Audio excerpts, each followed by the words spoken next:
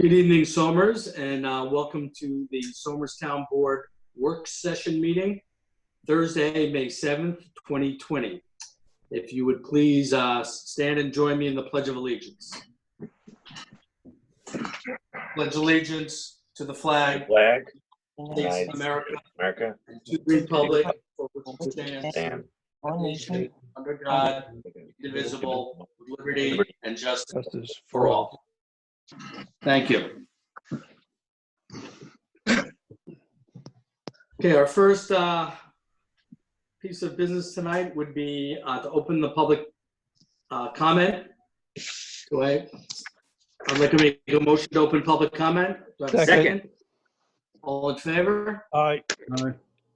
So moved.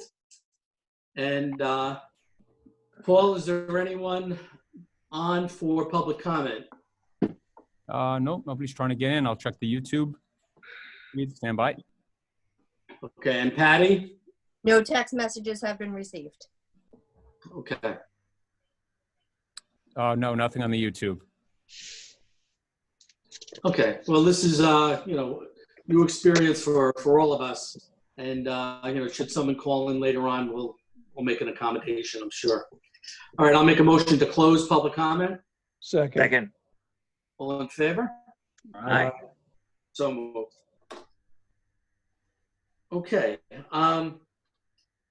Parks and Recreation. By now, most of you know or should know that the Parks and Rec Board has decided to cancel Somers Summer Camp.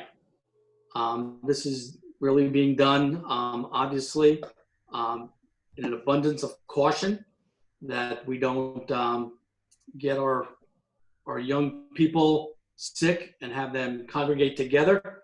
It would be virtually impossible to have them social distance at a camp.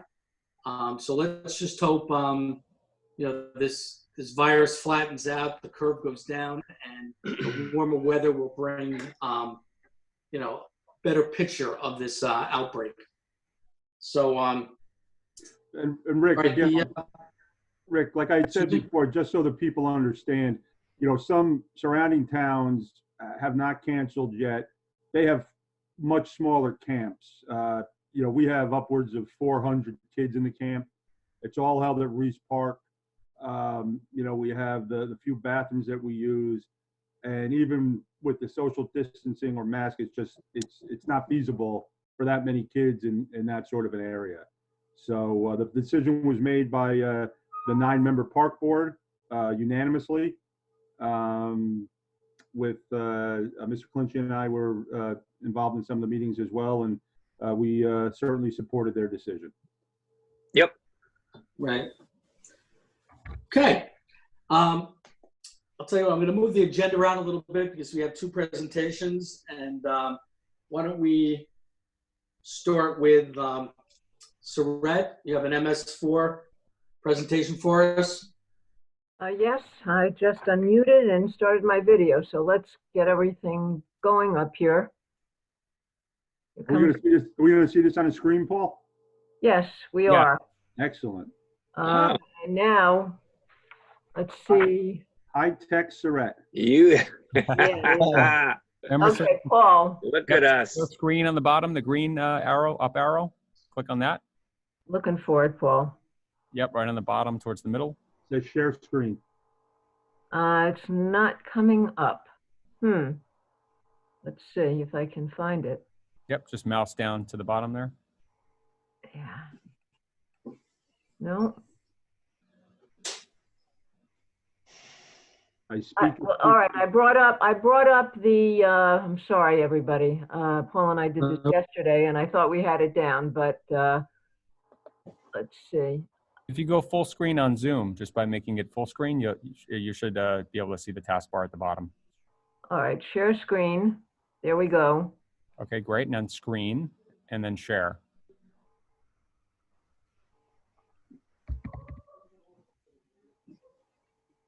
All There right. you go. And now open up the PowerPoint. Yep. And then Okay. slideshow. Are we set? Cool. Oh, yeah. Okay, great. Okay, good evening, everyone. What I'm going to go over tonight is the 2019-2020 MS4 report, which is the town's stormwater report, which happens on an annual basis. Tonight, actually, we're getting a better view of this than we usually do when we're actually physically present. So we actually have the PowerPoint rather than a paper copy of it. So I'm going to go through some of the slides and tell you how this PowerPoint represents the actual stormwater report. And just to remind you all, the way I put this together is I send out questions to many of the departments in the town to garner information from the Highway Department, the Parks Department, Steve Woofel, and they send me back the things that they've been doing throughout the year that need to be reported on. And that's the information that you will see reflected in the slide, and that is part of the report itself. Basically, it's all about stormwater quality in the town. Obviously, we all know about Lake Rock, and that the community has different water quality concerns. And we're trying to reduce phosphorus in all of these water bodies. We're in the Croton watershed, and the phosphorus needs to be reduced in all of these. The stormwater program itself has 6 components, and those are the components that are identified in the report and for which we have to give information on. For public education, that's one of the topics. Basically, the largest part of this happens through what's going on the sites with Steve Woofel, identifying what has to happen on these construction sites. And it happens through the approval process at the planning board, where through the stormwater management and some of the controls that are put in the plans happen. The strategies that are used for public education, as I said, is Steve dealing with people on construction sites, and we have ongoing information that's given out in town hall. In terms of public involvement and participation, the town has an active several times a year cleanup events, and the way the public is informed is through what goes on largely at the planning board meeting. Throughout the year, we have at least 100 people attending some of the public meetings and hearings on these, as well as at the town board meetings. Just so you can be reminded, I know you know about all of these things, but the town has recycling days that are held by the PTA, and 135 bags of garbage are collected during the spring cleanup event. That's sponsored by the town in conjunction with the Somers Little Task Force. Steve is the one, again, educating contractors, and this was happening at all 9 of the construction sites during the reporting year. Illicit discharge detection and elimination. When there are illicit discharges, those come into the engineering office. Steve takes care of them and then makes sure that they are improved. I want to point out something about the first item on here, all of the outfalls mapped. The town has 564 outfalls.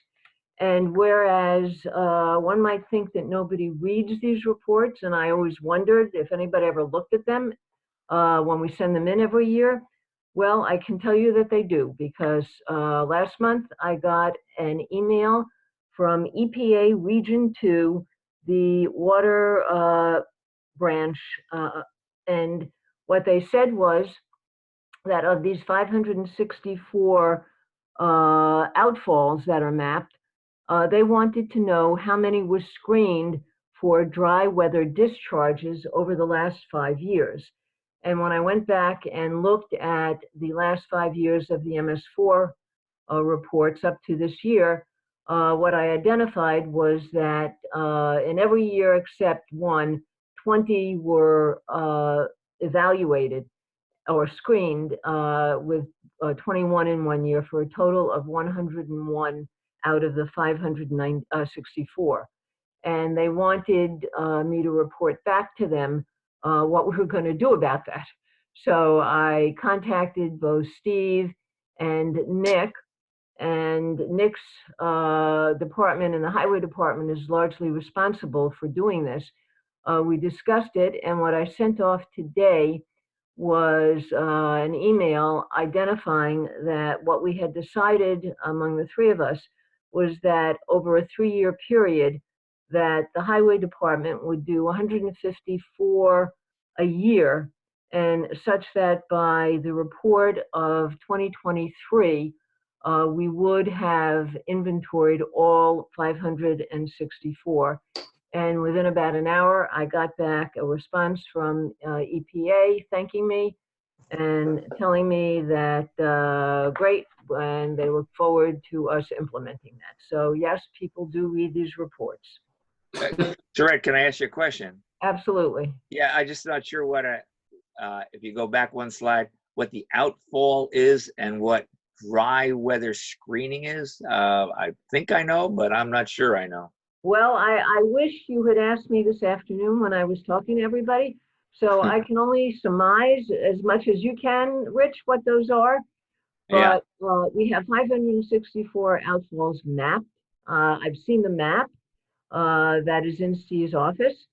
So I think what that means is this is where discharges come out from the town systems, and dry weather obviously is they want to know, what's going on when there isn't a rain situation. But, I'll have to get a more detailed explanation for you from those who are better equipped to answer that.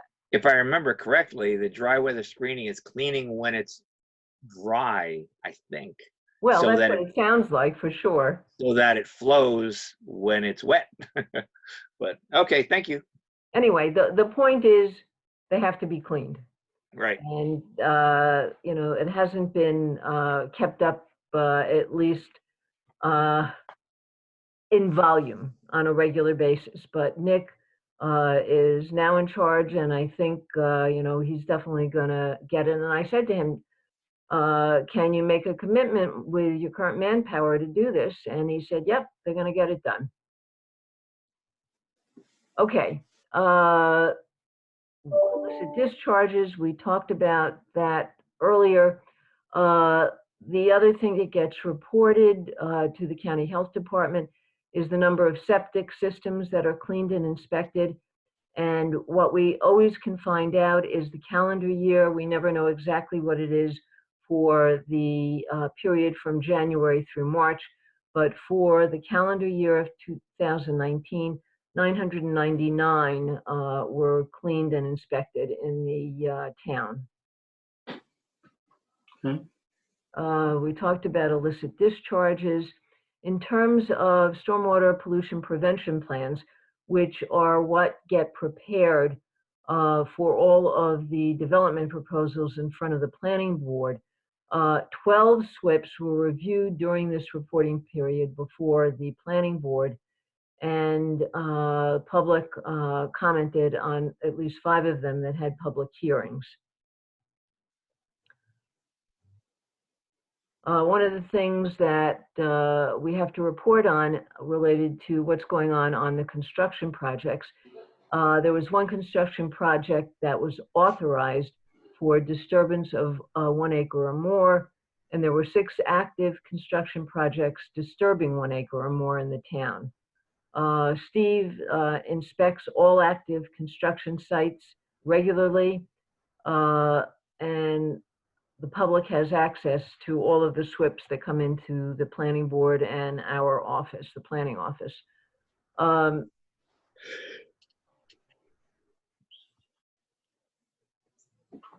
In terms of what these represented, there were 6 infiltration basins, 4 open channels, 2 ponds, and 10 other stormwater practices in the field that were inspected and maintained.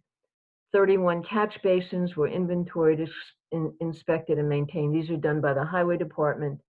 And I get the reports at MS4 time from Kathy, who sends them over to me.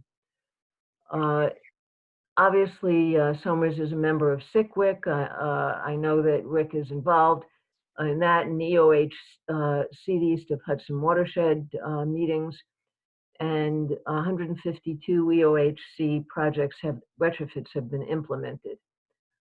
In terms of what happens in terms of municipal operations, these are all the things that go on in the town. Specifically, 4 parking lots were cleaned, and the way these things are done now is with blowers. They're not swept. Sunderland Road was cleaned with a blower, and inspected and cleaned were the 31 catch basins. The last stormwater management training was held 2/6/19, and 6 employees received training. In terms of what goes on in terms of education, there's programs to address phosphorus. In terms of current projects, we're in touch with the Watershed Inspector General. For example, on the new school project, Bluestone Peak. So they are always informed about large-scale projects in terms of their interest in reduction of phosphorus.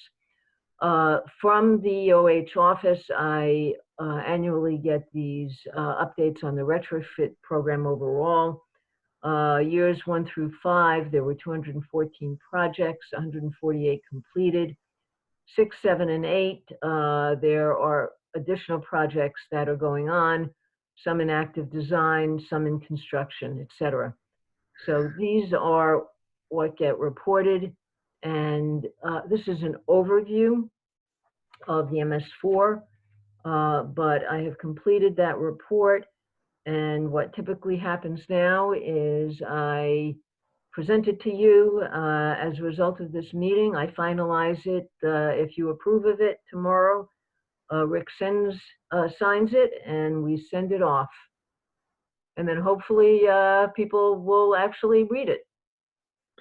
Well, you know they do. So, Rhett, any Yes. major changes from last year? I mean, these things are pretty much the same every year. You know, when I go over them, there's not significant differences in operations, in projects, or what the different departments are doing. In terms of illicit discharges, you know, it ranges from 0 to 2 at most, usually.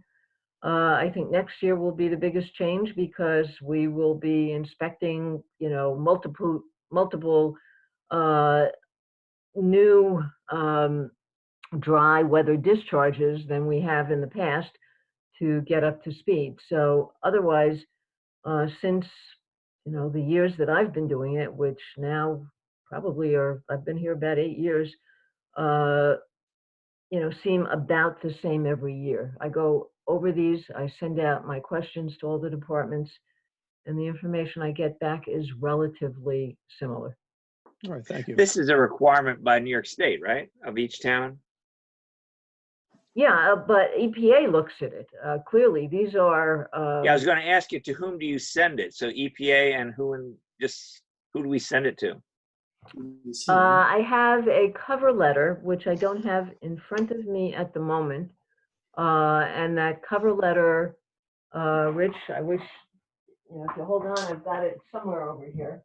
But that Yeah, I believe this report goes to the DEC. I think it goes. I would guess Goes to DEC and the DEC. EPA, right? Does go to DEC. Yeah. But does it go to the DEP? I don't know if they send it over to the. I only send it to one person. Okay, and they distribute it then. I got you. Obviously, they distribute it. I didn't even know it went to EPA. Yeah, and they must go to the DEP too. I'm sure. Yeah, it's their reservoirs. So. Right. Well, you know, and this is a very good job, Saret, and as demonstrated by your presentation. It's very detailed, and we have these reporting requirements. Yeah, we sit in between, the beginning of your slide, 4 different watersheds. So, we have in our code, you can't do any kind of disturbance within 100 feet of a water course. That puts a lot of restrictions on a lot of properties. But besides that, we passed a law a number of years ago that you have to pump out your septic system every 5 years. And that's why we're now collecting out those numbers on, you saw that 999 people pumped out their septic systems last year. So this is, and you're right, this is all to protect, the watershed. So, Saret, I want to thank you. Good job. You're keeping us in compliance, which is a good thing. And the fact that EPA did contact you about the outfalls, and we were able to get back to them with a plan that is acceptable, I think speaks well of you and Nick and Steve. So we thank you. Very welcome. Thank you. Thank you. Thank you. Okay, good night, everyone. Now all I have to do is be able to sign off. Just hit Thanks, leave Sarah. meeting. Not as easy as you think.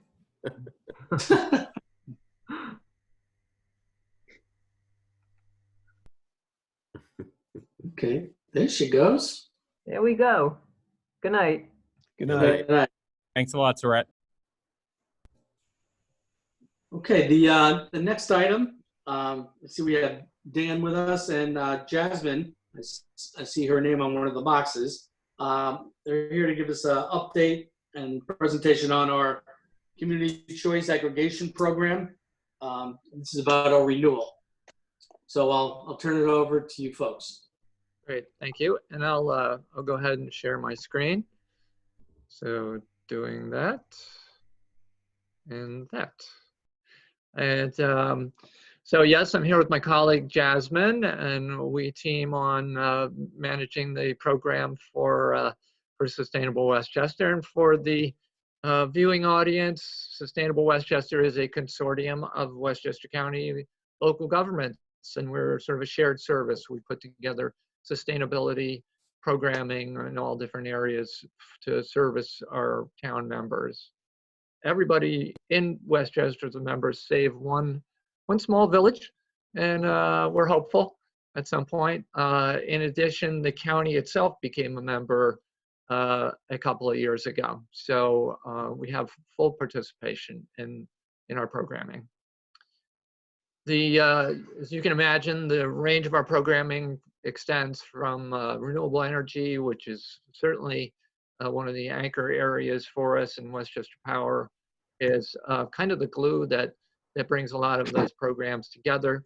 Community solar, we're going to talk about a little bit in a moment. Of course, building energy is a huge area, and we're very active in that. We've got a community campaign program through NYSERDA's Heat Smart program, and which is actually for residential buildings, is kind of coming to displace the original Energize New York. You may be familiar with Energize.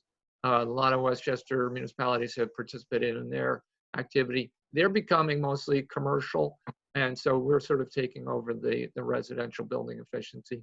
We've got clean transportation, electric vehicles, and all of related infrastructure, and a lot of work going on in waste. Many of our municipalities are participating in a waste application that we now have, which is about 13 municipalities who use it to schedule their, to provide schedules for the recycling, a recyclopedia of what can go where, and it's helped them reduce some of the resources they have to apply to supporting those activities.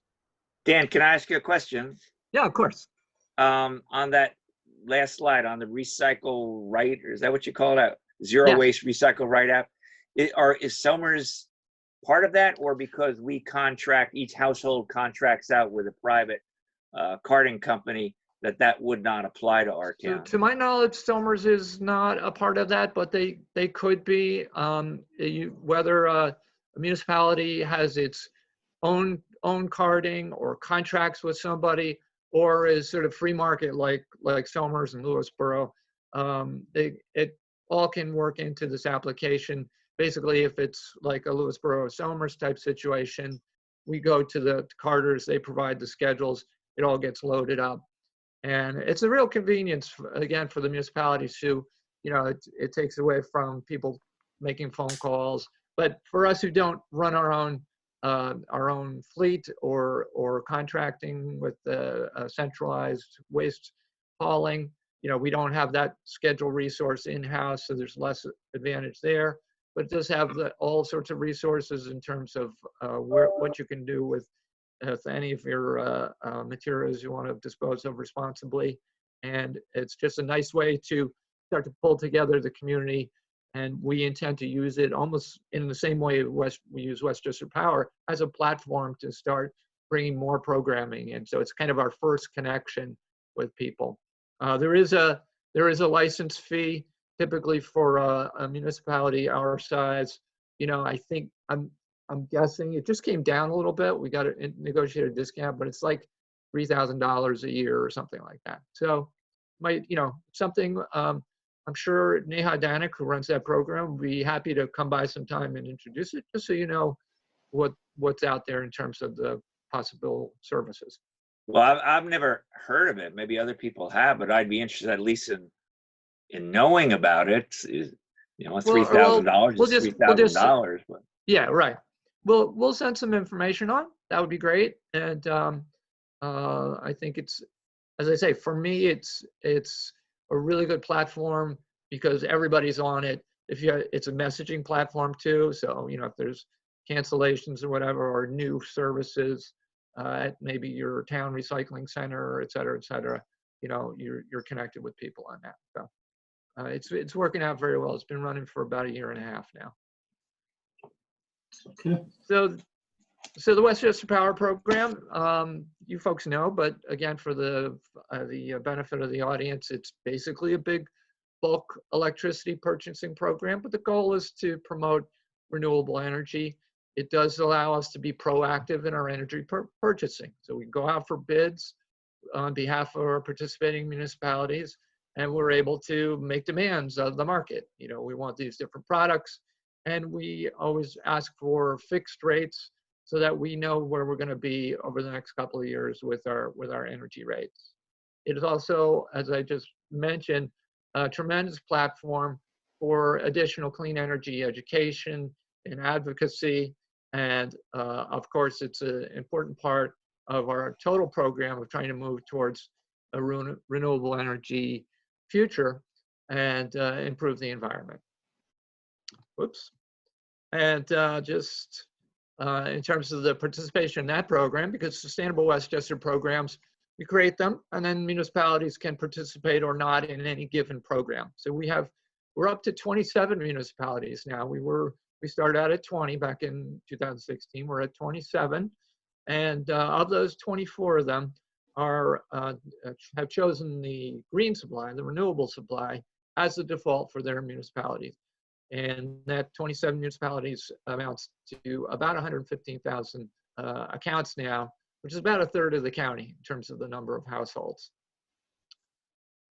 Again, the main thing that we're trying to do is have a big environmental impact, and we have very much succeeded there and made an impact statewide with mitigation of over 600,000 metric tons of carbon dioxide. Of course, nobody knows what a ton of carbon dioxide really means, so we try to put something up here that's we can relate to. And this comes out of the EPA as a calculator where you can translate this into a lot of equivalency. So we like these two: 128,000 cars taken off the road for a year in this aggregated mitigation so far, or 10 million tree seedlings grown for 10 years.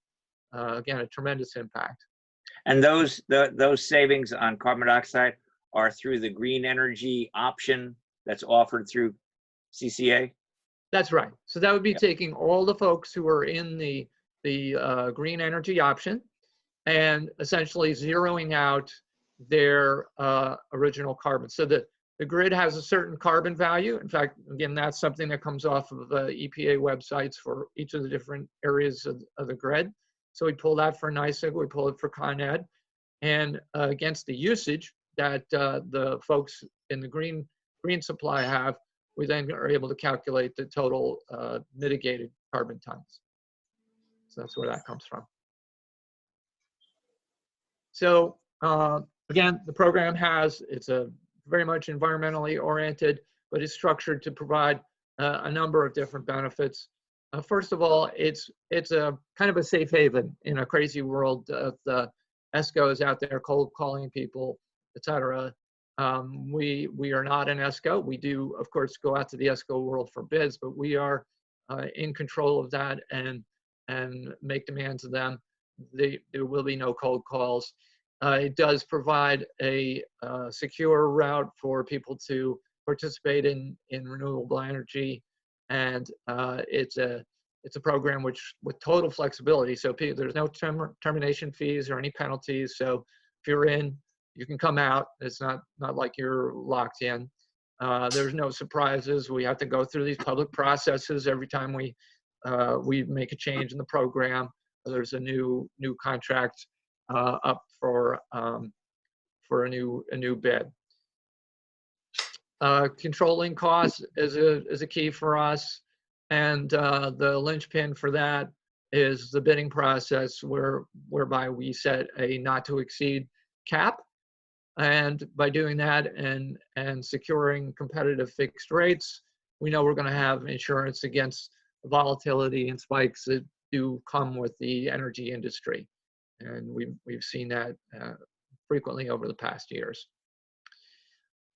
Really important piece of this, I think almost as important as the electricity supply, is that, again, it's kind of the first connection that we make with everybody on being a part of trying to move the needle on renewable energy. So customer service is a huge part of what we do.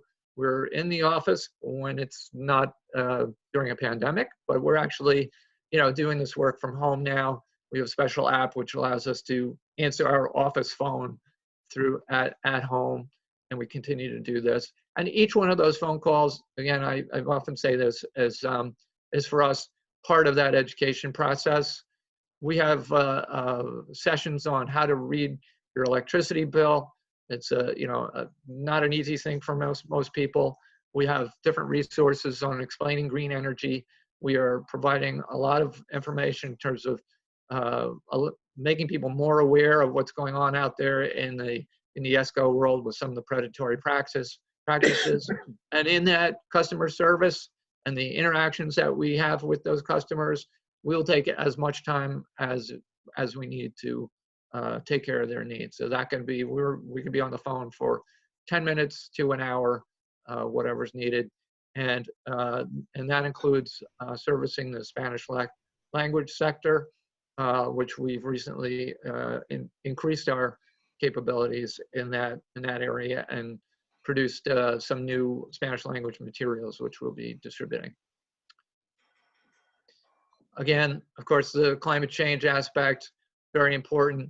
But by addressing that, we also are addressing the state policy, which, as we know, is extremely aggressive. The new CLCPA, the Climate Leadership Protection Act, has set out a very, very tough roadmap for us, and we're trying to position ourselves to be able to deliver on that, and have done so, at least pushed ourselves along the road with, again, hundreds of thousands of tons of greenhouse gas mitigation, and participation by a community in the renewable energy option does position you for certifications under various state programs. You have NYSERDA's Clean Energy Community Certification. I think you guys may have already achieved that in one round, but there will be more rounds of that. And as you know, there are a number of checkboxes, and the CCA is certainly one of them. In fact, it's the highest impact of all of them. It's also sets you up for the DEC's Climate Smart Communities grants as well, and others. And in addition, of course, the fact that we've come together at this scale has given us some heft to be out in the market talking to developers, talking to technology people, state entities, so that we're able to be more proactive and anticipate where things are going and develop new programming, which is with much more effect.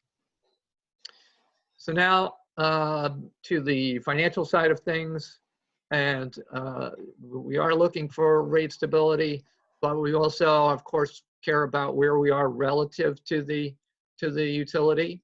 And the fact is, in the past year and a half of this contract, we have been on the average behind the utility. You know, we'll be ahead and behind at any given time. That's the nature of the fixed rate. We're doing this though as we are also delivering on the renewable energy promise as well. Just again for informational purposes for the folks over the who are watching over the internet, our two supply options, two price levels, 6.61 cents is the basic non-renewable supply. That's the default for Somers. And those folks who are in the green supply are paying a little bit more. It's a third of a cent more maybe at 6.93 cents per kilowatt hour. Here's what the numbers look like. We're going to look at both this contract and overall. And as I say, we've been on the whole behind the utility rates since this contract started back last year on the average. So we have seen a net loss versus the utility of about $76,000. We are still ahead relative to the start of the contract and all of these residential accounts. So, you know, we have to look in the long term, and long term we're still ahead, but over this contract we've been behind. But in the meantime, again, we're doing this sort of apples to oranges because we're also delivering on the renewable energy options and the climate mitigation. This is the long-term number look. This is to say from the beginning of the program, and we are still netting out ahead when we consider that first contract. So we just realized the other day that we passed the 4-year mark since we launched this program. That was May of 2016. So we've been at it for a while now, and around the state we've seen something like 80 communities so far have followed our lead and created similar programs. Hey, Dan, how did we avoid 579 tons of carbon dioxide? That would be the 3% of the folks who are in the green supply. So we do have people. Remember, you can change your supply type within a given municipality. The municipality picks a default, but the individual residents can switch at any time. So we do have some people who raised their hand and said they'd like to be in the green supply. So so the town's default is the non-green option, but 3% of the people chose the green option, and that saves that many tons of carbon dioxide? Yeah, that's from the launch now. So, but Yeah. it's a nice little chunk. Dan, can you go back to the last slide, Dan? Yes, please. Sure. So you're saying that green box is over the life that we've been doing it?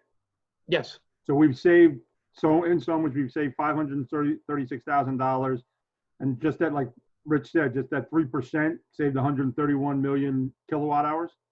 Well, the 131 million is just a total measure of the total kilowatt hours going through the program. It's not a savings. It's I'm sorry. I avoided. I'm sorry. Served it up. I meant the carbon dioxide. 579 tons. Yeah. Okay. Yeah. I mean, that's remember our total tonnage for the program is 600,000. So, it's small relative to that, but it's a contribution. We'd love to see more people jump in, and I'm sure we will as we go forward. And yeah, all I can say is I chose that, and it was really easy. Did it in 5 minutes, and Yep. Dan was helpful with that, so it's not hard to do. Yeah, you But can If a person wants to. It's 31 cents more expensive, right, or around there? point 0.3 cents per kilowatt hour.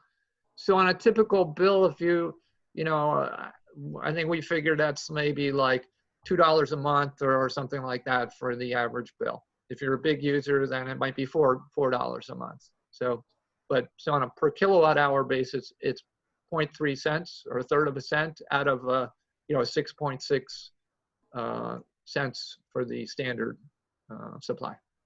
Okay, thanks. So it's not a big jump there. This is looking at those numbers on a per account basis per month. This is kind of the way people think about their bills, I think. And so we're saying that over this current contract, the average standard supply customer has been behind around a little bit over $3 a month. The commercial contracts that customers, that's these small commercial accounts, non-demand, small part of our total accounts have been just a little bit less than break even. And then when we look over the life of the program again, we're still net positive. Again, not some huge numbers here, but we're ahead by just a little less than $4 for the residential and a little more than $4 for the commercial.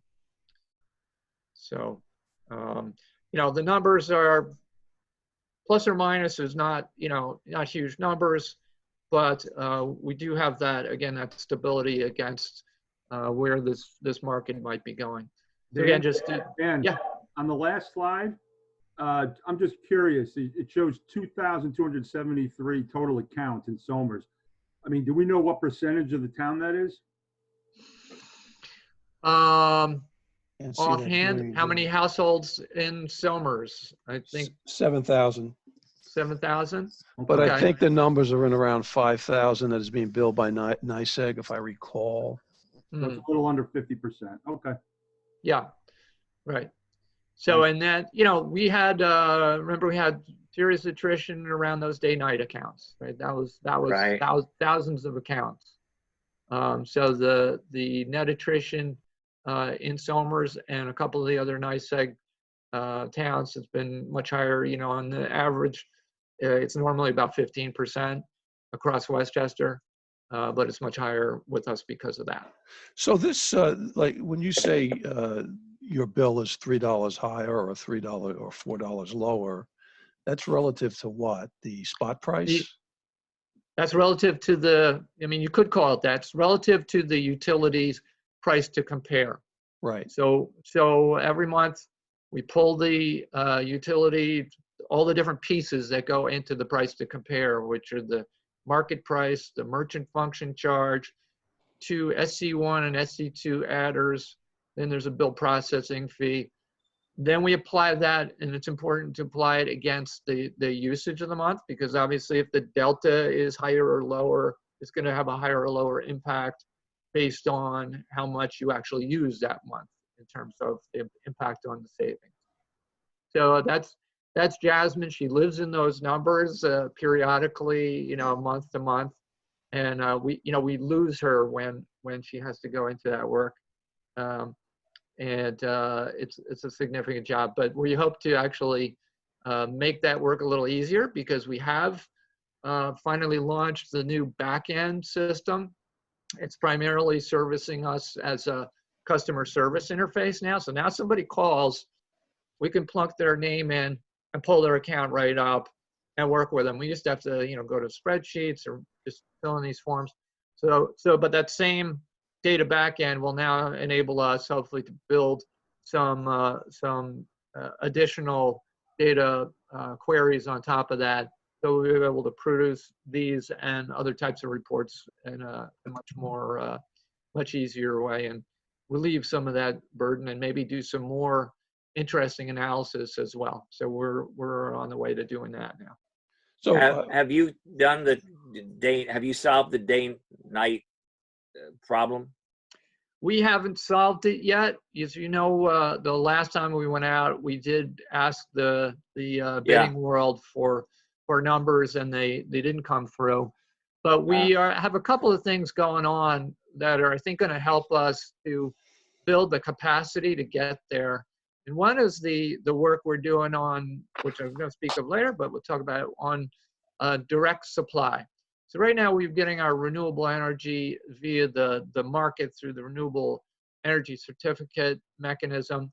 We would like to have a even bigger impact and be using our purchasing power to drive the construction of new renewable facilities in upstate. And the way to do that is to actually navigate the process of building more transmission capacity. And that's something we've been working on now for over a year, maybe close to 2 years, with a transmission development company, and now some parties out in New York City. But the bottom line is, you know, that we want to drive that and sort of improve our environmental profile. And how did I get on this? Your question was About the day-night no, I mean- oh, yes, yes. So in the process of doing that, it forced us, thank you, it forced us to dig into the components, because now we're looking at the cost of transmission, the cost of the capacity slice, the cost of the ancillaries that have to all go into, they're kind of hidden in our price right now because we have a fixed price, all-in price solicitation. So we're going to learn a lot about those pieces and the time-sensitive pieces of those. That'll help us to get there. And the other piece is a new program that we've just started on a pilot basis in Con Ed territory because they've deployed the smart meters. And that is a demand response for residential customers. So demand response is also kind of a time-based program.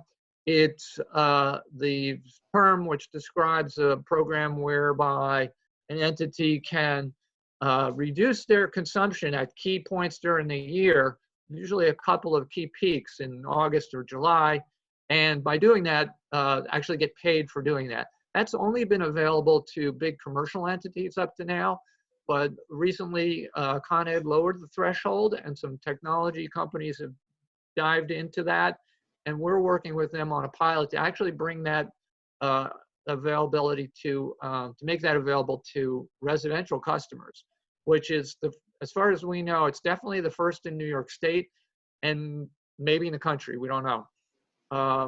And that's going to be another avenue where people can earn money, but it'll be also for us a learning exercise because we'll see just how people respond to signals that are now time-based, you know.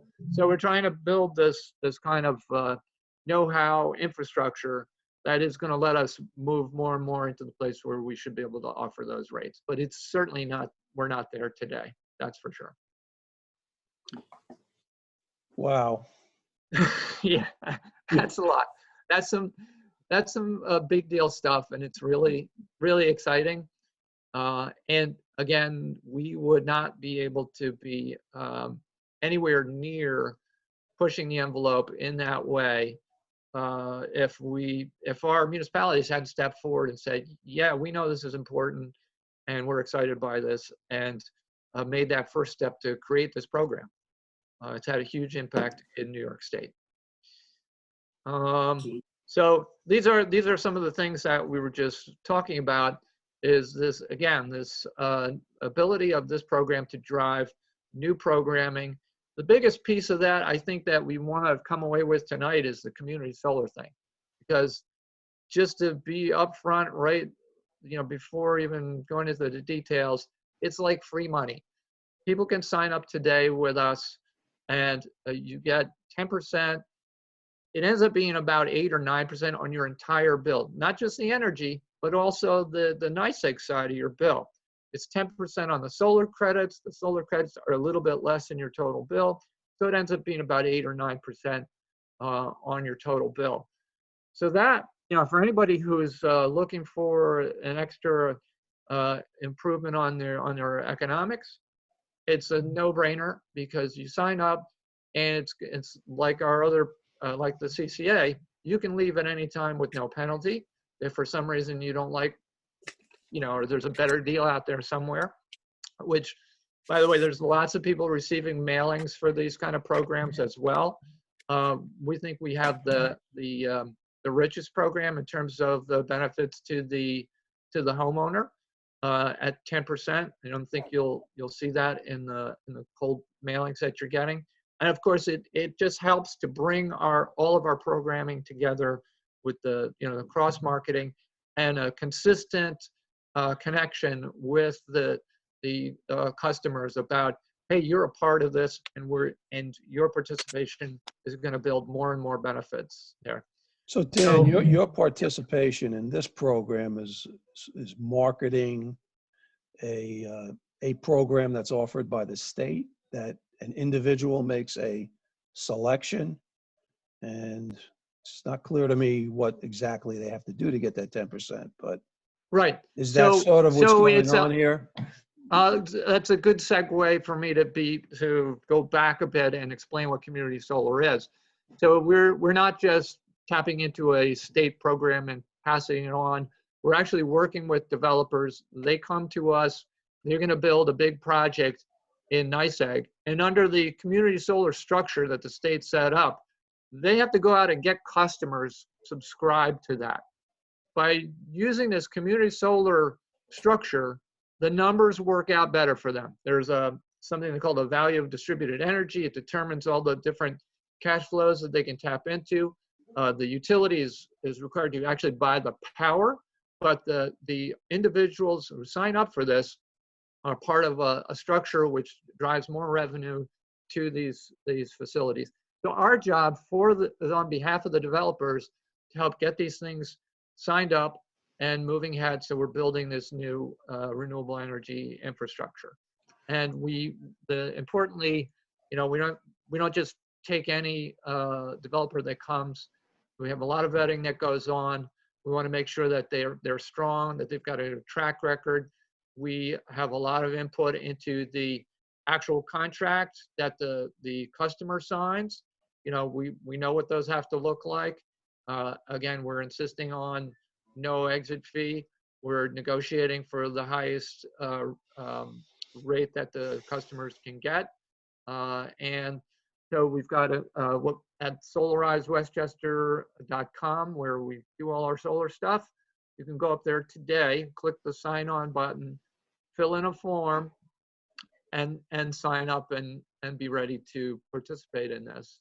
And it's a great program also because in the past, and really this should be, Nina Orville runs our solar program, so we'd love to have her come and visit and maybe go into more detail. But in the past, we did find that in the Solarize campaigns that we've done, that a lot of people want to do solar, but for this reason or that, maybe their house has too much shade on it, or they live in a townhouse and they don't even have legal access to the roof, et cetera, et cetera. Only about 20% of the people who were interested could go forward. Community solar, anybody can sign up as long as you don't have your own solar panels, because the state doesn't want you in both programs. So it just expands the ability for participation tremendously. There's also a municipal component, which is like really exciting because it does promise, again, guaranteed savings to the municipalities. And there's two elements of that, because some municipalities do have some of the small residential commercial account in their portfolio, just by virtue of having a little odd building here and there that have those. Those can be signed up right away just as a residential account could, and they would save that 10% on the solar credits, or 8 or 9% total. And for the bulk of the municipal accounts, for the bigger accounts, they're able to sign up as so-called anchor tenants, and there's a different contract involved, but it does also lock in guaranteed savings for, and I think it's as long as like 20 years. So, and this is independent of where your supply is. So an individual resident can be in the CCA, in the Westchester Power Program, getting supply there. This all happens on the credit side. So it comes on your bill as if it was like you had overpaid last month or something, and you're getting a credit there. But So this it's is outside the decision that we have to make on the CCA or. Yes, yes. So- This is just something, A, that we want to make sure that you know early on, and we're happy to run some workshops in town to let folks know and help them to take advantage of that. And B, just to, again, illustrate how the program has enabled us. We would never be, talking to these developers or finding these deals if we weren't altogether able to tell them and talk about the fact that we've 100,000 customers in the program. Another, yeah, go ahead. I was just going to say our environmental committee came before us and I think started to try to explain that to us. And we said that we wanted to get you guys to maybe come back and talk to us about Good. it.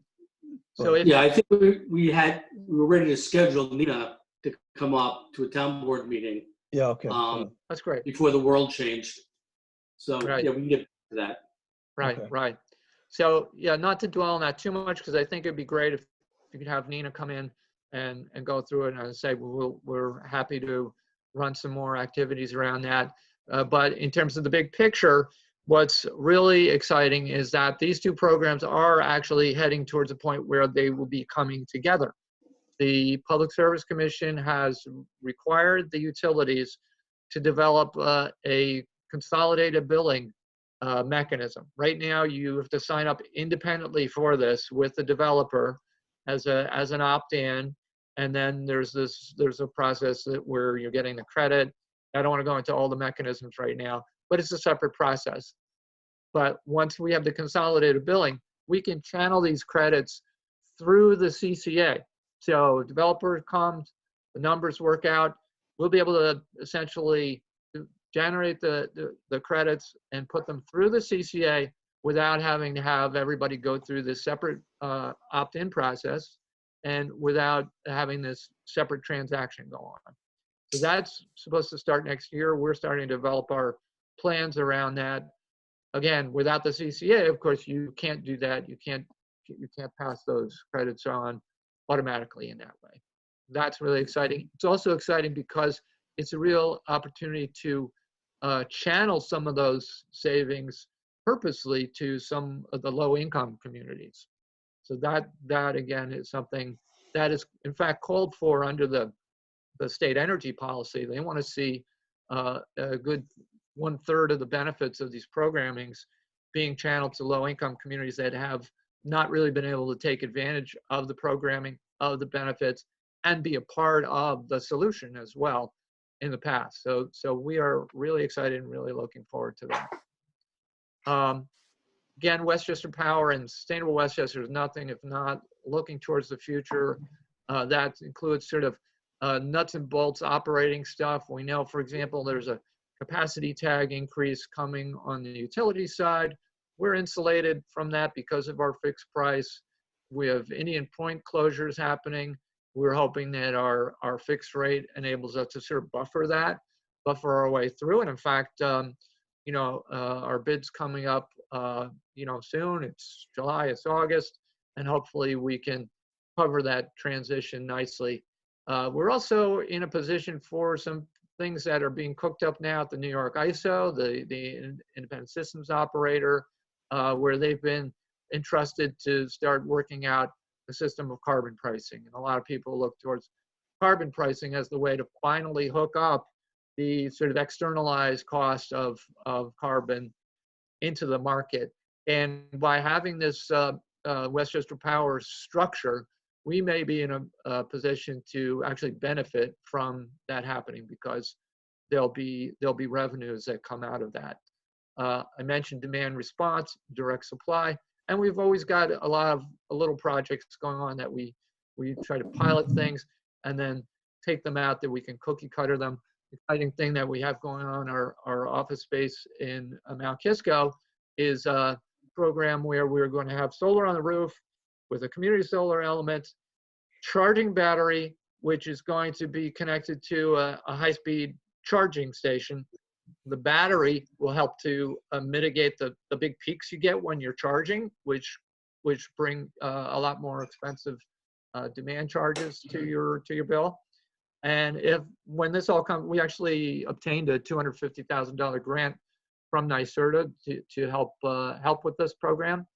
And if this works, we're hoping it's a package, integrated package. If you have a building that makes sense for that, boom, we've got all the different pieces for that. So that's a fun little thing that I think will be proving out the value of storage, which is going to be a big, huge piece as we go forward. So that's just a sampling, again, of the impact of the program. The supervisor just mentioned the renewal process. That's, of course, we are here. This is a renewal year, and it's not immediate, but we always like to go out on the road and start warming up people, before we get into the thick of it. And this is just the total timeline. We've already been through one rebid last year in 2019, and we'll be positioning ourselves to put together the next bid as we go forward.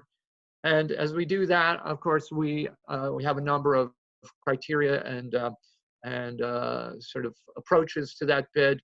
We're likely to still have 2 supply rates for the basic and green supply. We will certainly still be looking for fixed rates. Nobody has any confidence that there's any way to solicit a variable rate. We will be, again, deriving some sort of a not to exceed number that will keep us, ensure that we're never going to be open to just anything that comes along. And we maintain a commitment to supporting New York State renewable energy through the purchase of New York State renewable energy certificates. This is the detailed timeline for that. We're not going to go through this line by line because it's kind of crazy. There's a lot of stuff going on, and nobody Thank goodness. expected to do that. So we did pull out some of the milestones. I just want to show you what goes on under the hood to get there. But as you'll recall, the main mechanism for driving the RFP process, the solicitation, is this MOU. That's where we get together and the municipalities come to a consensus about those criteria we just talked about.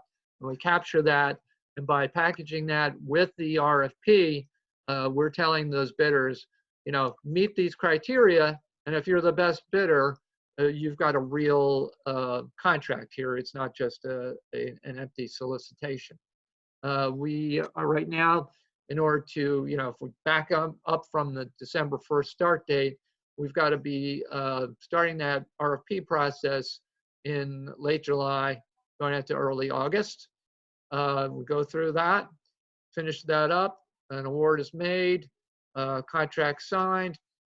We have some additional outreach we have to do after that. That's required by the PSC as well. Then we get to October when those notification letters are mailed, telling people about the new contract, what are the rates, what are the particulars of that contract, and as always, informing them, if you want to opt out, here's how you do that. If you want to change your supply, and giving all the different ways you can do that. There's always by the web, phone calls, and at the time of the notification letter, there's always as well a postage-free mailing. And that will bring us to the enrollment. That new contract would start December 1st, or basically everybody's meter read after that December 1st date. So Dan, the current contract, do I remember correctly that it was the first one, I think at the very beginning was 3 years. This one I think is 19 months. Is that correct? I think you're right on that. It's about 19 months. Yeah. And that was, that happened to be the sweet spot in terms of what we were looking at and the things that came back in terms of the rates. We generally go out, we ask people for, normally asked for 2 and 3, but someone was interested in seeing what 1 looked like as well, 1 year. So we asked for, everybody had to give us 1, 2, and 3 year numbers. And then we said, you know what, if some other number looks really like you think it's going to be exciting for us or more attractive, then, you can give us something else as well. So that's how we ended up with the 19 months. So we'll see. I imagine we'll do something similar. We want always want to kind of test the market to see where the best spot in that market is in terms of the timing. So you're going to try to, you're going to try to maintain some sort of a spread, right? Try to get the best spread you can. Spread. The spread between the spot rate and the fixed Oh, rate you're going to get. Yeah, I mean, I think the most important thing that we're looking at right now is the timing. And, we have been in a drought rate wise, but today is actually a good time to go out. When you're in this trough like this, even though the market, does reach out with their forwards and everything, it's generally understood to be the best time to be going out if you're in this kind of low price territory. So that's what we're hopeful about, is seeing some good rates that will carry us through the next couple of years at a good level, through whatever comes up. Can't wait to see it. Yeah, that's exciting. And so during this period here, as we're warming up, we'll continue with the communications, outreaches, the social media stuff.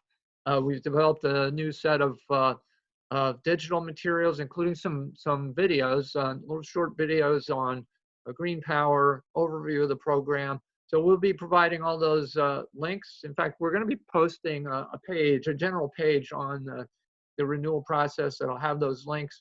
So that'd be an easy way for you to link to it from your website, to let your residents know, hey, this is going on. Make sure you avail yourselves. If you have some questions about the program or what it's about, here's where you can go see that. So we'll be providing those references to you. And of course, over these next period, we're depending on these kind of Zoom sessions for a lot of the outreach, which interestingly has actually generated higher participation rates than the in-person stuff. People, I guess, they don't have much to do at home, and it's very easy, and you can just pop in. We had a community solar workshop in Lewisboro the other week, where we had 40 people sign up, and we had like about 25 show up to it. So we'll be ready to do that. So after Nina talks to you a little bit about the community solar, we've got a package where we're sort of talking about both programs as sort of a renewable energy approach for our municipalities. That would be great to bring into Somers. And that's pretty much what I've got. As I said, it's part of the process. Just remind everybody that we're still here, that we're minding the store. We are still doing our outreach, and we welcome everybody to get in touch with any questions they might have. Okay. Well, Dan, I want to thank you. Very thorough presentation. And yeah, these renewals come up faster than you realize, so They do. let's hope we can get a good deal as we did last time around. Everything comes up faster than you realize, except for last January. I find, like, now that we're in this suspended animation, I look back at just January and it feels like looking at my old high school yearbook or something. Even though we did this 2 months ago. But yes, the renewals do rush up on us pretty quickly. Yeah. So. Okay. Well, thank you again. Great. Thanks very much, and we'll be in touch with everybody. Thanks, Dan. Good night, Dan. Take care, guys. Bye. Okay, so at this point, I'm going to go back to the number one item on the agenda, which is the Town of Somers COVID update. I want to say that, this town has really pulled itself together and taken care of itself. The outpouring of volunteers and people wanting to do things has really been incredible. So, I'm very, very proud of this town. The numbers for the county, we have had 30,240 positive COVID patients in Westchester County since this all began. We are currently about 822 active COVID cases. So certainly, 822 people being sick with this virus is not a good number, but we're looking for it to flatten and then certainly drop off altogether. So locally, we are at 207 people have 207 people have tested positive since the pandemic. The good news is only 44 are currently active. That means those people that early on got COVID, either were hospitalized or were not hospitalized, but they resolved themselves, and we're down to about 44 active cases.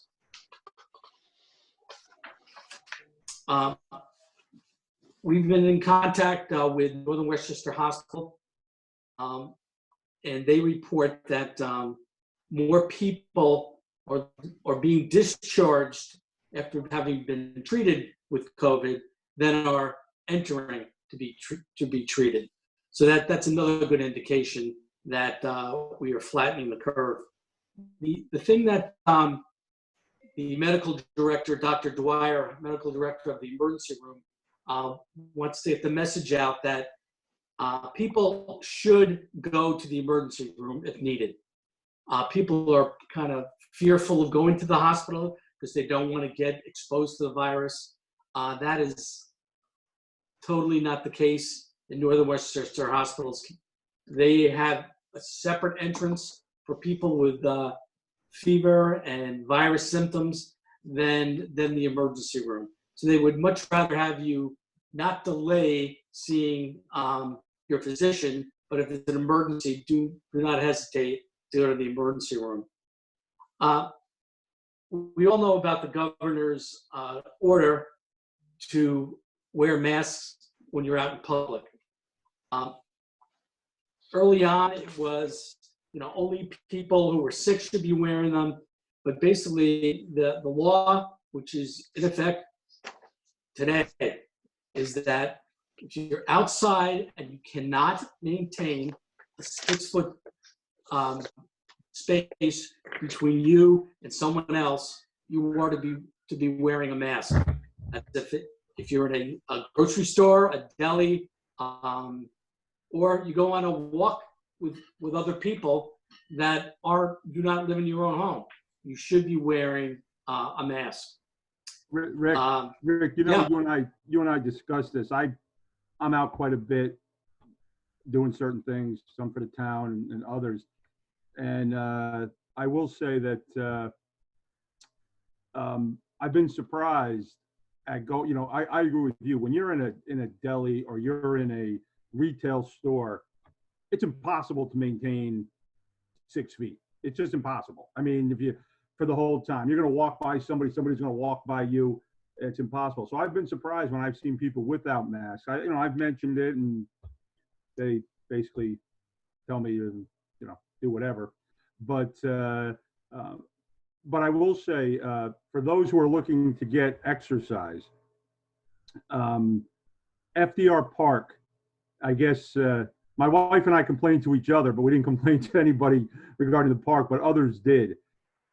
They are very aware of it. So when you walk at FDR Park now, they have it that you walk against traffic. They painted footprints going each direction on each side of the road because people were just sort of going wherever they wanted, and they were crisscrossing. They have signs that say walk against traffic. They have all that. So if you are looking to exercise and get out, that's one of the best places to go, just because they've implemented some things that help maintain the social distancing. And even with that, people are wearing masks, and when they walk by each other, even if they're 6 or 8 or 9 feet away, they flip the mask up. They walk by, they flip the mask back down. So just, again, that's what I've known. I wear a mask everywhere whenever I go, anywhere. And again, and I've said this before, having a son who works at a grocery store, I want people to wear masks. He's out there trying to help people load the shelves and do all that. And then when I see somebody who doesn't wear a mask, I got to tell you, it annoys the heck out of me. So really, we should be encouraging businesses who are lucky enough to be open to require. You come in my store, you must be wearing a mask. And I think most are. I think the Yeah. Chico's been great where Tommy works. I think they've been great. They give out fantastic. gloves. People wear masks. I think they've done about as much I could think that a store could do. But you got to tell Yeah. people, you wear a mask, it's got to cover the mouth and the nose. Once you get in, you can't have it down around your chin. You know, it doesn't do much good when it's like that. So again, So this, trying to look this is out going to for be my- the right. This is going to be the new normal for a while. You're going to see, and there's already a lot of creativity with the masks, and people are making custom ones, and they're but masks will be part of our future for quite some time, I fear. Yeah, So everyone, we have somebody in town who I will comment on. Serena Meyer started, I guess what she's calling the Somers Mask Army. And I can't remember the number they're up to, but I want to say they're over like 2,000 or maybe more than that. And she sort of got people collective. I know our very own Councilman Chirico was in the room when masks were being made. I'm not sure if he stitched one himself, but I know his family did. I was in the room. Okay. so everybody's trying to help out, but We're up to 200. very good. That's fantastic. that's appreciated. And at the So at same this- time, I'd like to shout out to Cheryl Sabodnich, our neighbor here in West Somers Park. Her and her company and her friends called the SEW, S-E-W, the SEW Sisters, also contributing hundreds of masks, and we thank them for that. Yeah, like I said, I began this by commenting on what a generous and wonderful place Somers really is. I mean, people don't just sit back and wait to be asked to do things. They're up front and out there doing things. So Well, the governor, In that vein, if I can add, then there's people through no fault of their own at all, are out of work, and it's frightening. I can remember when my dad lost his job when I was around 12. We didn't have any money for a while, so it is frightening. And the Somers Food Pantry, people is open tomorrow in the afternoon. They'll have, I think they told me 50 people come by at least who pick up food that has been donated, or with the money that's been donated to them, they'll go out and shop. And just this afternoon, I was up at the high school with Galata House, which gives out meals. Now, so at the food pantry, you might pick up, cans of this, cans of that, even some fish and things like that. They said they had in the refrigerator, but Galata House gives out meals. So today they had, I think, chicken parmesan. These are pre-packaged meals. Chicken parmesan. There was some pasta and chicken and vegetable mix, and also some soup.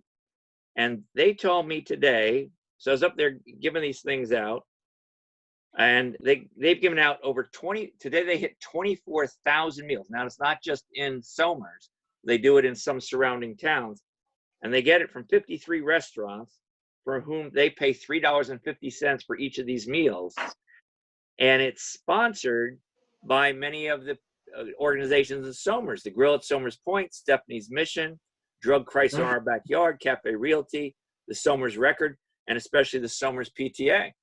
And so, that's really an example. And they do that every Thursday at the high school, 4 to 5:30, and up at Heritage Hills from 5 to 6.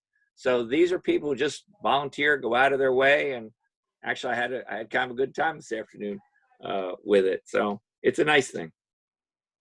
no, that it is. And speaking of the Somers Food Pantry at St. Luke's, Father Mike Watson has a couple of videos of the operation, and it's really, really incredible to see how these Incredible. cars pull in, trunks pop open, they bring a box of food, or they bring eggs, they bring this, they bring that. It's really heartwarming to see the outpouring of help and assistance that people are getting. Yeah. So yeah. just want to remind everybody that the governor announced that schools will be closed until next, hopefully in the fall, they'll reopen. And You know what's that, ironic? Usually if you say school's closed, kids cheer. I think they're upset. It's gonna be like the first time. No school. They go, oh no. I got two of them, and they'd rather be in school. Yeah. Yeah, that's right. That's Like when true. you grow up and you don't appreciate what your mother did all those years when you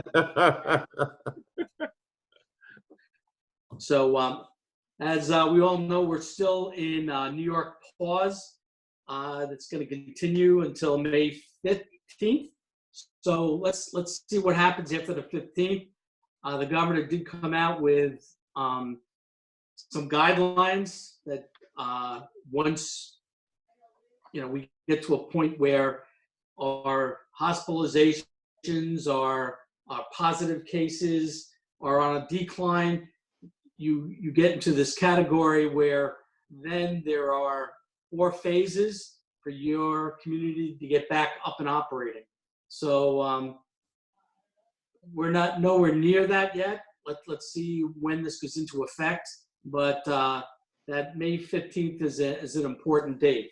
That's also the date of our local town state of emergency has been extended to that date as well. So based on what the governor does, and we'll see what what we'll do in the town. Hey, Rick, two things, Rick. One, the Somers Mask Army, organized by Serena, just hit 3,000 masks. I just found out. And number two, and I'm sure people know this already, but that phasing in period, as Richard said earlier when we were talking, there's different economic zones within the state. Offhand, I don't know how many. And we're not going to be one of the first ones to start on the 15th to open. I mean, they're really, the upstate New York and the places that haven't had many cases. We're in the zone, of Westchester / New York City. So I don't want people thinking that on the 15th, all of a sudden things are going to start opening around here. I just don't see that happening. Hopefully it'll be sooner rather than later, but the criteria that we put up there, as you both mentioned earlier, right now, what are there, Rick, 6 or how many criteria you have to meet? Yeah, I think it's 6. 6 criteria. Yeah, I think at least 3 of them we hadn't hit. Again, so people have to, working at I work out of my home as everybody else has to now, but I've done it for 20 years. So I watch the governor every day at 11:30 when he's on. And it's going to be a little bit longer, I would guess, for us in our area. So I've had questions as well. I mean, what I've said is that we're following the New York State and Westchester guidelines, and that's it. So the 15th is the 15th, right? But we'll see where this all falls. And like Tom said, I don't think that something magical is going to happen on the 15th. I think he's going to extend it. Maybe upstate New York, right, where the rates are not as high, and they meet those criteria. That's those 6 criteria. Maybe those places will start this 4-phase reopening. But the fact that we're ground zero, basically, that New Shell case, and we're right next to New York City. So we got hit hard. What's really funny, Rick, is when they show the numbers now, New York is on the decline, and when you take New York numbers out of the rest of the country, the rest of the country is still increasing. So it's sort of the opposite. New York's coming down, and the rest of the country is going up. So just what's going to be happening over the next 2, 3, 4 months over the rest of the country, which will obviously affect everybody anyway. Will be interesting to follow. But I've seen some case numbers as a percentage of population. And if you look at ours, over 20,000 or so, we're pretty low relative to Southern Westchester, which is maybe 2.5 to 3% of their population is infected. So there could be a zone. What's that? But we're part of that zone, right?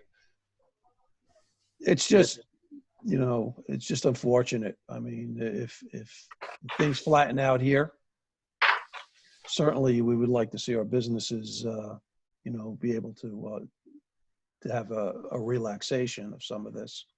Right. And I think what we all should support the businesses that are open. I know Mama Rosa was closed for a while. Now they're open for takeout. So, you know, El Forno, Traditions, Barnwood, the restaurants, you know, most of them in our town are open for takeout. And, you know, Linda and I are trying to make a practice of doing takeout a couple of times a week to support them. The same here, and this goes to public trust. I always hear people talk about the Chicos as being very trustworthy in the way that they're handling, you know, their clients and keeping people protected. The same folks with our restaurants where they're doing pickups on drop-offs. People come out and give you the food and drop it off and put it in your car. And everybody's been very, very mindful about that. The same thing with Mobile Mart. I mean, we've been to Mobile Mart. They come out and they just, you know, give you give you your order, which is pretty awesome. So yeah, get out there and support our businesses. All right, moving along. Number 4 on the agenda would be authorize supervisor to execute the 5th proposal to provide traffic consulting services from F.P. Clark. We'll put that on the consensus agenda. Number 5, in accordance with the emergency declaration of the state, county, and town due to COVID-19, the town of Somers will adopt the tax penalty reduction to eliminate any late fees assessed for individual taxpayers, residents, or business for payments received up to and including July 15th, providing those taxpayers can meet the test of economic hardship as defined by the county. So this was an effort to at least, you know, do something for the residents. So what this is the law is it has reduced penalties for those who are late. But frankly, our tax receiver reports taxes have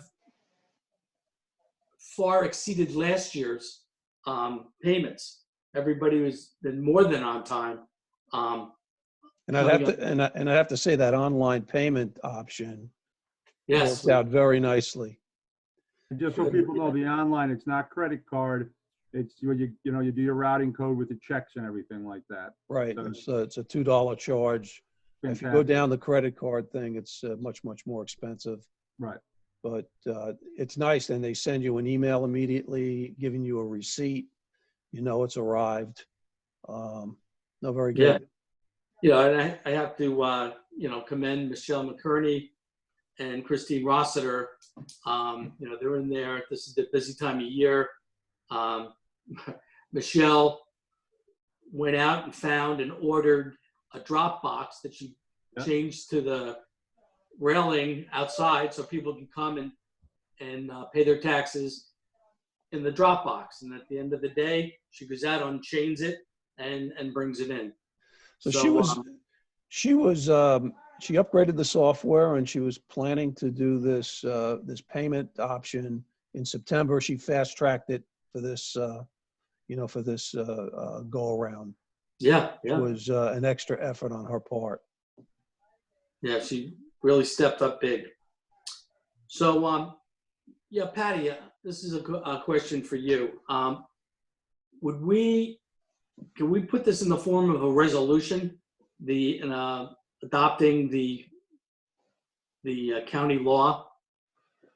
You know, I mean, we can put the language together, but I think we should, you know, for the record, that the town of Somers has opted into, you know, offering this penalty reduction to our residents. Roland? Yes. So we can do a resolution. Okay. Yep.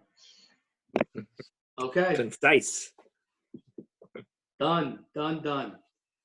Okay, number 6 is authorize the supervisor Hold on. to sign the consent to the formation of Suez Sewer, New York, Inc., Sewage Works Corporation, to provide sanitary sewer service to the Heritage Hills Sewer District within the town of Somers. Roland, is this something we should move on tonight, or this could be a consensus agenda item for next? Consensus is fine. Okay. And basically what this is, a new company is in the process of purchasing the sewer works over there, sewer and water. Is that correct, Roland? I believe this only applies to the water. Excuse me. Sewer. To the sewer, not to the water. The Oh. water doesn't require a consent to the incorporation papers. Only the sewer requires that. Okay. And we have that first right of refusal, right? Yes, that's in there now. Okay, which they can't expand the sewer district without approval from us, Outside the boundaries of the town. outside the boundaries of the In the town. boundaries of the town, they can't really either, because you have to extend in each case the boundaries of the paper district, the Yes. non-operating district that you already have in place. So they Right. can't, you're right, they really cannot extend in the town or outside of the town without action of the town board. Okay. Yeah, we just wanted to make sure that with this sale, that didn't get lost in the paperwork. So I'm glad to hear, that's in there, that we'll have that option. Okay, under financial, approved using general fund capital cost reserve to fund up to $250,000 of paving per April 22 email from Bob Kehoe, Director of Finance. So I'm gonna make a motion to approve. Second. Second. Yeah, just a question on that. How much of that comes out of the highway fund and how much of that comes out of the general towns fund? Or do we not know? Well, 250 is coming out of The general our fund. capital fund. Okay. And the rest of the money is probably going to be coming out of CHIPS money, Right. which is state. Good. So, and they've actually begun paving. And it's So- a good time to do it because with the oil going down so low, the blacktop is very cheap right now. Yeah. Do it now. And let me say that the impossible has happened. That which we have spoken about for years, but has been promised and continually promises have been broken. New York State is paving Route 139, worst street in Somers. Maybe 202 is worse, but the Yeah. impossible has occurred, ladies and gentlemen. Yes, it has. Yes, it has. Finally. So actually, we're paving up on Lolly Lane while the state's doing 139. So we're paving roads, people. Okay, so I have a second. All in favor? Aye. So Second and aye. All right. So moved. Limit wise you need. Aye. Okay, we have current vacancies. All these vacancies are up on the website as well, but Affordable Housing Board, Library Trustee, Partners in Prevention, and the Architectural Review Board.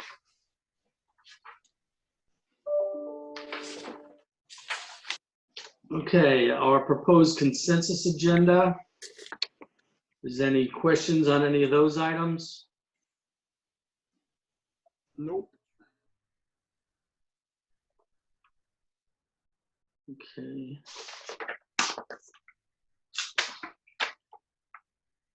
Can we have a public hearing on May 14th? Just a reminder, this is on the proposed local law to amend Chapter 170. This has to do with conservation zoning. So it'll be interesting. We'll, I know we've already had a public hearing in this new world, but we'll hopefully we'll be a little more refined for that one. So let's see, anything else on that? No. So I have a few announcements that, Patty, I'll just hand them to you. Give me to Patty. Uh, Can you just read them off? Okay, so the census. We are in the throes of the census right now. So the objective of the once in a decade 2020 census, Make Somers Count event is to count every U.S. resident, which helps determine how many members of Congress each state gets and how federal funds are divided up. So if you receive a code in the mail, you can complete the census online or using a smartphone, tablet, or what have you. It's a very, very easy way of doing it. If you don't have a code, you can still respond to the census in one of two ways. You can call the Census Bureau, or you can go online and wherever it asks for the 12-digit code, click right below that for information, I have no code, and respond from there. So in essence, you can go do it online. You're going to get it. If you don't get a response, let's see, if the census will be sending people out, so you may get a knock on your door if you don't go online or you don't mail in your census information. I did the mail in and it took 2 minutes. Yeah, it's very, very easy, but very, very important. So we spoke about St. Luke's food pantry, the St. Luke's Food Drive, Somers Athletic Department. Let's see, the Somers Food Pantry, St. Luke's Church needs your help. To join the Somers Athletic Department and members of the coaching staff and stock the food pantry shelves. Okay, so this is an event that they're putting together Saturday, May 9th from 11 to 1 p.m.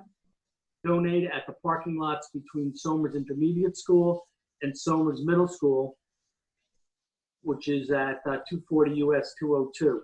Volunteers will unload your donations from the rear of your car. For additional information, call 914-469-7824. And that is the Somers Athletic Department and members of the coaching staff. Now, there's a St. Luke's Food Drive, Osceola Garage, Thursday, which is today, and okay, that already was the last 2 days. But once again, these are events that we're trying to bolster up, the food pantry. In this crazy new world with people being out of work, this is a lifesaver for many, many Somers residents. So if you go online, there's a whole list of things that if they're looking for donations of food, cash, and is always welcome as well. But paper goods, facial tissues, paper towels, rice in 2-pound bags, dried beans, black beans, non-perishable food items. So these are, once again, things that they're looking to have donated. And actually, you can donate any day. You don't have to wait for one of these events. But, do go over there and with a donation. Okay, so the Somers Youth Sports Organization, Stay Safe, Stay Ready fundraiser. So this is the proceeds from the fundraiser will be split between two very worthy causes. A portion of the funds will be donated to the Somers Food Pantry at St. Luke's, to provide meals for the Somers families. The other portion of the proceeds will go to provide vital youth sports scholarship funds so that young athletes whose families have been hardest hit by the economic realities of the current crisis can still participate in youth sports once our social distancing rules are relaxed. So if you go to www.somersports.org / okay, and then you can go for more information and to make a donation. So, they're planning on the future, which is a good thing to plan on, and things being relaxed and kids getting out there and being able to participate in sports. So this is a very worthy fundraiser, and let's get involved. Once again, this information will be up on the town website. And we are Somers strong.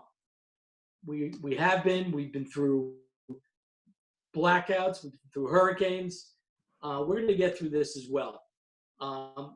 So the thing we got to keep in mind, the reason why the curve is flattening is because we're doing what we're told to do.